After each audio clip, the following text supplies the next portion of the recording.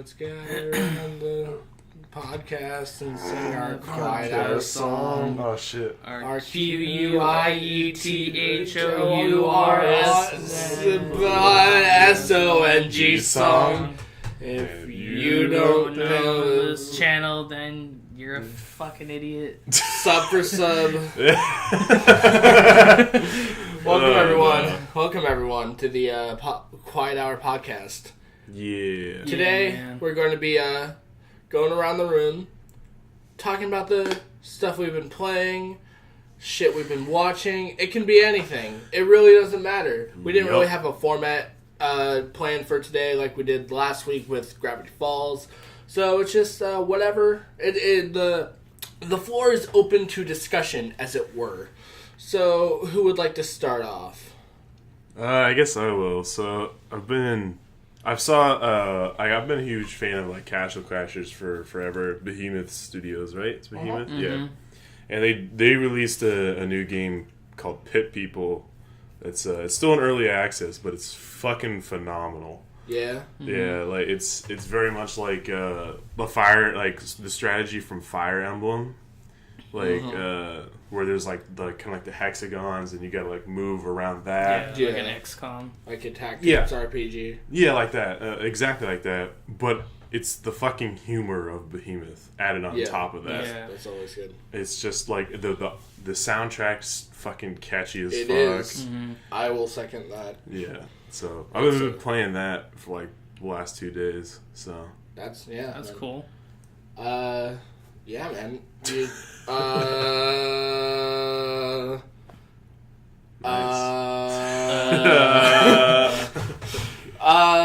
Is there anything else that you've been playing, or anything else you wanted to talk about in Pit People? Not really much else to talk about. Talk about your cupcake support. Oh yeah, there's the healer that I have is a fucking cupcake who literally feeds the regular princess lady that you get, right? That's not the healer. Oh, but you do get a princess on your team. Yeah. But it's a cupcake. His name is Gluten. Oh yeah, because when you free gluten, it's gluten free. Yep. Yeah, I know. And I remember so that. He feeds himself to the other party members to heal them, which is it's fucking fantastic. Yeah. For sure. Yeah.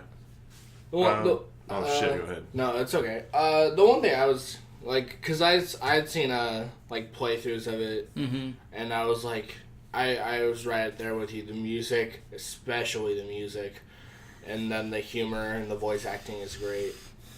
I don't know. I didn't want to buy into it because I would be like, it is still early access. It is still early access, and I don't want to like get to the point where like, oh yeah, I've done like almost everything, and then like it gets taken off Steam and then re-released as official, and it's like, oh, start over. I'm like, oh, okay.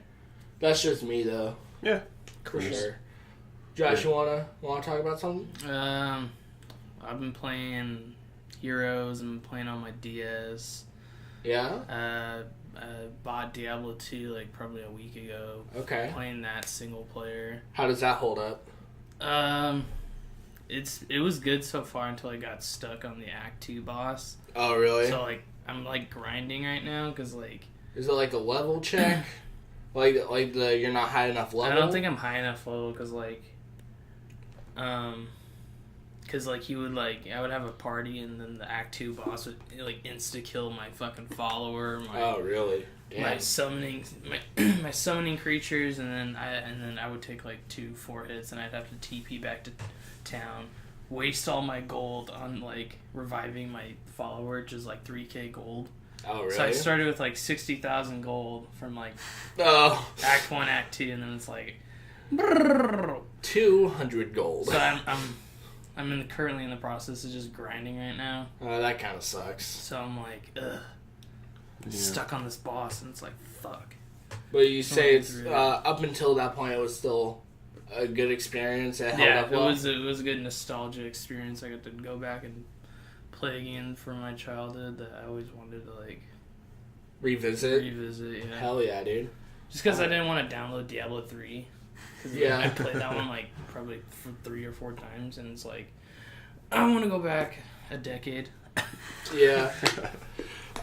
So you didn't really like Diablo 3? You prefer Diablo 2? In my opinion, I prefer Diablo 2 or Diablo. I think Diablo 3 is good, but I like the character selection more in Diablo 2. Mm-hmm. Because Diablo 3 has like the Barbarian, the Crusader, which is like the Paladin from fucking Diablo 2. They have the Demon Hunter, they have the Monk, but then like Diablo 2 has like a Sorceress, a Druid, an Assassin, an Amazon, a Barbarian. Yeah, Amazon. An Amazon. She's like, snoo. Damn. Basically what she is. Nice. That's pretty cool.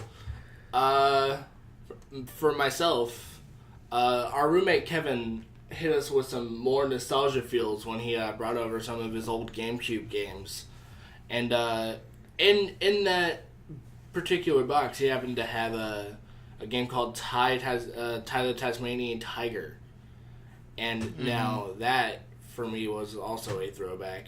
So recently, it came out of early access on Steam as it was they re-released Taiwan on Steam. I guess they redid it, rebuilt it in HD, and you can play it on Steam. And I've been playing that for a couple hours. I'm about 3 hours in. That's another game that holds up. It's I think I've talked to you guys about this quite a bit. Definitely similar to Banjo-Kazooie. Now that I go back and really look at it, because I necessarily didn't really grow up with Banjo-Kazooie, but now that I've been more exposed to it, I'm starting to realize a lot of the similar elements in other games, and this Ty the Tasmanian Tiger definitely feels a lot like Banjo-Kazooie. There's a huge overworld that you have stuff to go do in. Then through each area, there's a portal that you go through to get to get through a level, and then each level there's an objective, and then there's races, and there's collectibles in the level itself. So in the controls, I kind of think are pretty similar, and there's always a race to do in each level. But do you have a favorite level? A favorite level? Oh gosh, I'll tell you my least favorite level is definitely the water level. I think that reigns supreme. that is because goddamn, the entire level is water. Just a video game stereotype. It is because I Fuck you, Misty. I swear to God, there's maybe 3 or 4 parts of land, and they're really just places you have to get to get a couple of things.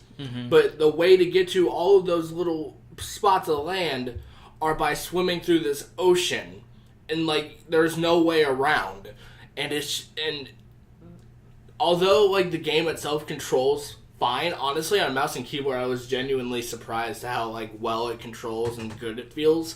But those swimming controls, man, I don't think those were. Well, it couldn't be worse than GTA 5.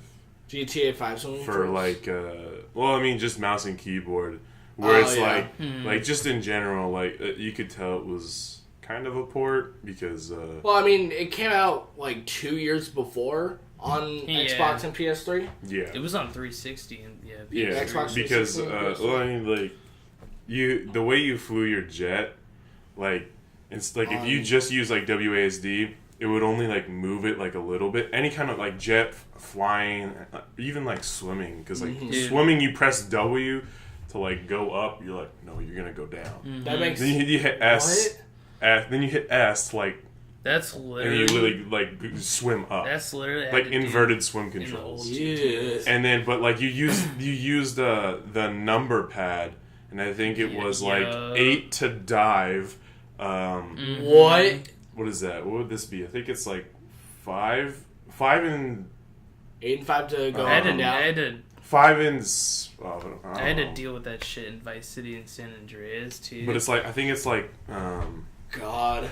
It's pretty bad. That is pretty bad. It's like 4 and 6 to like rotate your jet like to do kind of like a I don't know. There's this like a barrel roll. There you go. There's like this a barrel particular roll. level And then in Vice then City. 2 is like to go up. So like when you start, you have to hold W to throttle, and then you have to like hold 2 to like aim your jet up, but only on the number pad, not 2, because that will switch like a gun. Yeah. That's stupid. There's a particular level in Vice City where you have to fly an RC helicopter into a construction building, Yup. and there's guys with like hammers and shit that are trying to bash it, but then like your fucking like your rotor fucking like cuts them and shit. Mm-hmm. But it's like you have to pick up dynamite with the RC chopper, and you have to bring it to like 3 different spots on a timer.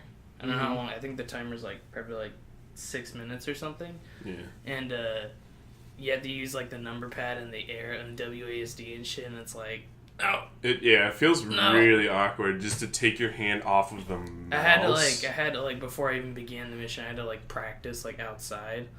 I was like, okay, because like the timer starts as soon as you pick up the first like block of dynamite, and it's like, because I remember I hadn't flown a jet successfully until there's the heist, like because I had mainly played on I had it on Xbox 360 originally.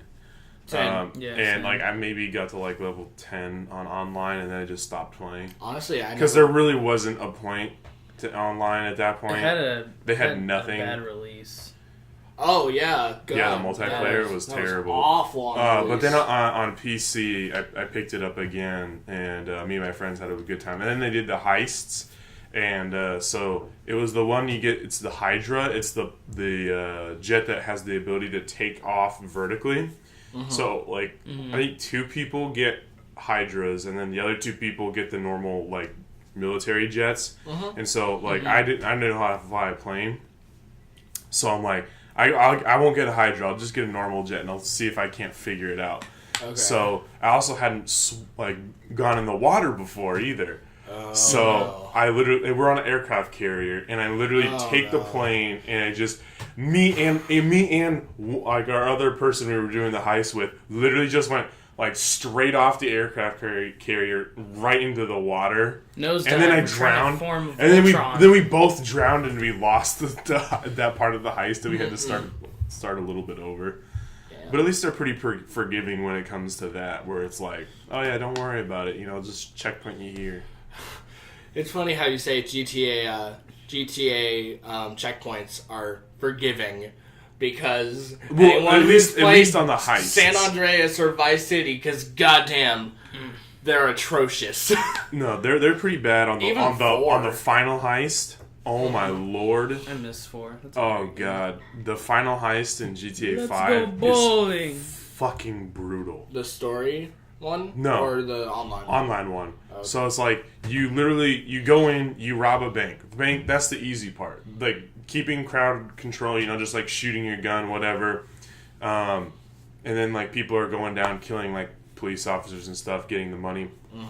And so each person has or 2 people have duffel bags. Okay. If you get shot and you have a duffel bag, you lose a little bit of money every time you get shot. Yeah, that's how Every it was. time you restart, you Aren't lose you, like, more driving on money. a bike too or something? And you have to make it down like 5 blocks of just like 5 stars on foot. That literally sounds exactly like the heist from GTA 4. And then Yeah, I remember that what you're mission. supposed to do is you're supposed to take these motorcycles with 5 stars across the map in like less than 10 minutes, and it's like you hit a car, you're fucked. You gotta start all the way over from when you get to the bikes.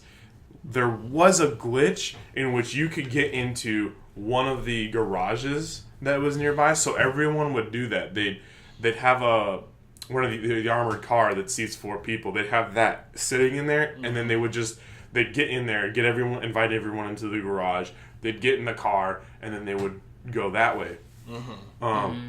They recently patched that out, so you have to take the motorcycles. Rockstar. Rip. Yeah, Fucking so rip, it's just dude. like What do you that. get out of it? I mean, Money? yeah, money, access to vehicles. Like you can purchase the bike afterwards.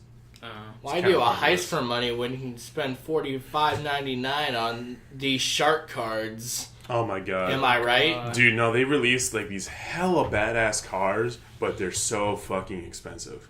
Yep. It's just like Is it worth Buy it? our money. Oh, yeah. buy our money. Buy That our sounds funny weird. money. Well, they have like the most notable ones is like a car that has like a fucking rocket engine on the back of it, which you literally fucking go flying whenever you use. So stupid. There's like a giant ass semi truck that has like a nose cone on front. You just literally like fucking plow through people.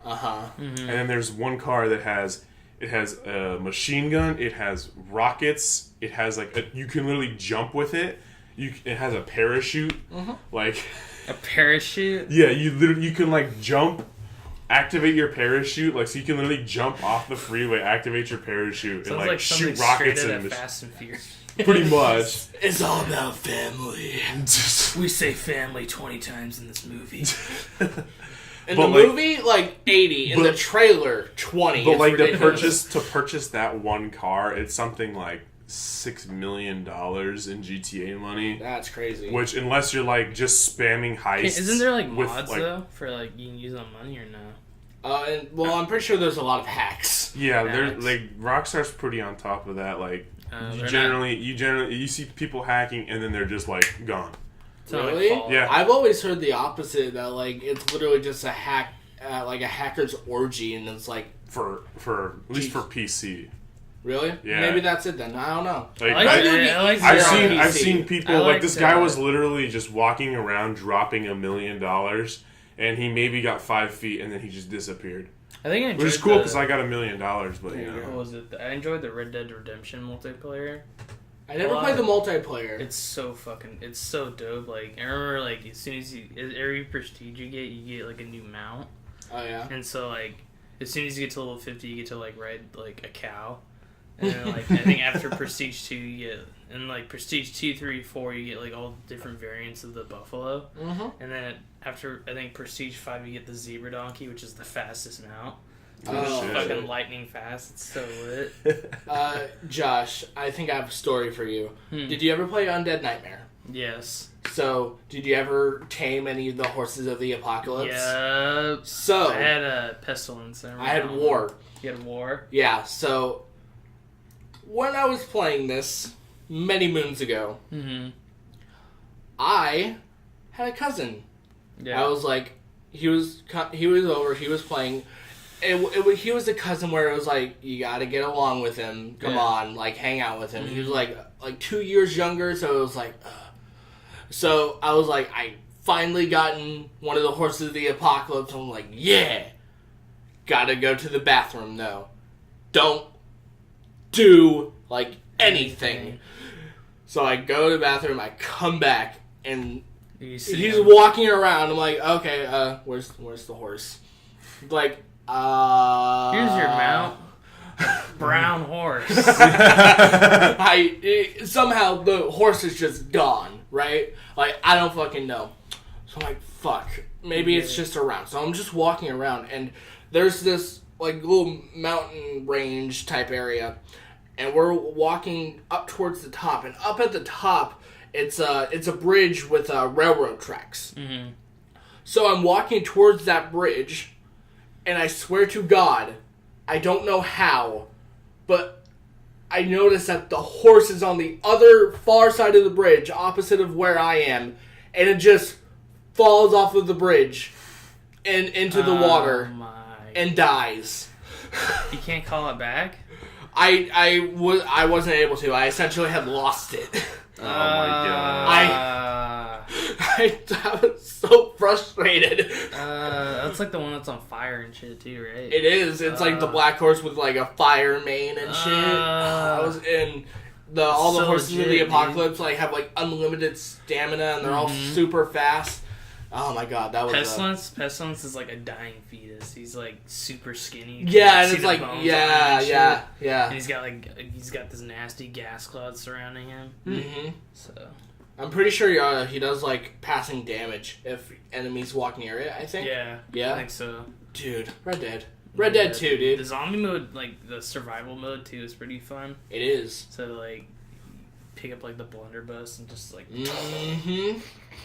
Dude, Red Dead that was a great game. Goddamn. Anyone else been playing anything or watching anything? Voltron coming soon. Yeah, so for stuff coming down the pipeline, we're on episode 4 or 5 of Voltron season 1. And what we're going to be doing is we're going to be covering Voltron season by season because it's a show that's still coming out. We're not going to watch the entirety of it like we did with Gravity Falls. So and maybe not next week, but maybe the week after that, we're going to be hitting you up with a podcast dedicated to season 1 of Voltron. All right? Yeah. Faux show. But I have one more thing to say before, unless we have anything else. No, I'm cool. I'm good. So the one last thing that I wanted to briefly talk about is Casey. The last couple of days, you and I have been playing Civilization 5. Yeah. So more on the side of listening and watching stuff. I've been making my way through Baptism of Fire, which is the third Witcher book. Ah. Yeah. And you've recently started playing The Witcher 3 just a little bit. Just a little bit. I haven't played for about a week or two. Oh, yeah. Or like a week and a couple days. Yeah. So I just briefly wanted to talk about Witcher, not Witcher 3, but Baptism of Fire, which is the third Witcher book. So that's it's not. Oh god, it's just such a weird book series because I think it's particularly Andrei Sapkowski, his writing style. Nothing happens in those books. Like literally all of the entirety of this book is Geralt and Dandelion or Dandelion, as the freaking narrator pronounces it. That's fine. Are on a trip to Nilfgaard or somewhere to find Ciri. That's it. They're just walking there essentially. Nice. And it's like along the way they meet colorful characters and make tons of friends and enemies. Like all it is them walking and trekking. That's all it is. So all the entire consistency of this book is like a character study mixed with like just long parts of dialogue that just like you learn a lot about the characters. It just doesn't go anywhere. Yeah, I've read a series, is the Dwarf series. Mm-hmm. Like the first book with that, it took a very long time to kick off, but when it did, it it went to shit. Like it was just like characters like dropping like flies, and I was like, holy shit. It's like, what, George R. Martin, what are you doing? What are you doing? Like, but that, he wasn't the author, but yeah, like I've actually kind of enjoyed that, where like like I definitely not the completely like obliterating every single character, but like really giving you a background to like the character's motivation, the setting, and all that, and then really going somewhere big with it. Like I'm fine with that, but from what it sounded like with what you just described, it's just like it sounded more like a dredge to get through. I'm not going to say because here's the thing: it's book 3 out of I think it's 6 or 7 books or so. So this is book 3. The first 2 books are not necessarily like action packed, but there is more of a plot to follow. So it's like more events actually happening. The only event that has happened in this entire book is literally just them walking and like meeting people. Like you meet people anywhere. I don't know. So it's a lot of dialogue, and I'm fine with it because it's all great dialogue and all the characters are super cool and really interesting. But it's like just it's the third book. Yeah. And we're establishing all of these characters in the third book. I don't know. It feels out of place. It does. It really does. But like it's good content. I don't know if it makes for like a good format for a book series though. So I don't know. I just wanted to discuss that because I've been listening to that on audiobook while Casey and I have been playing Civilization 5. Yeah. Excuse me.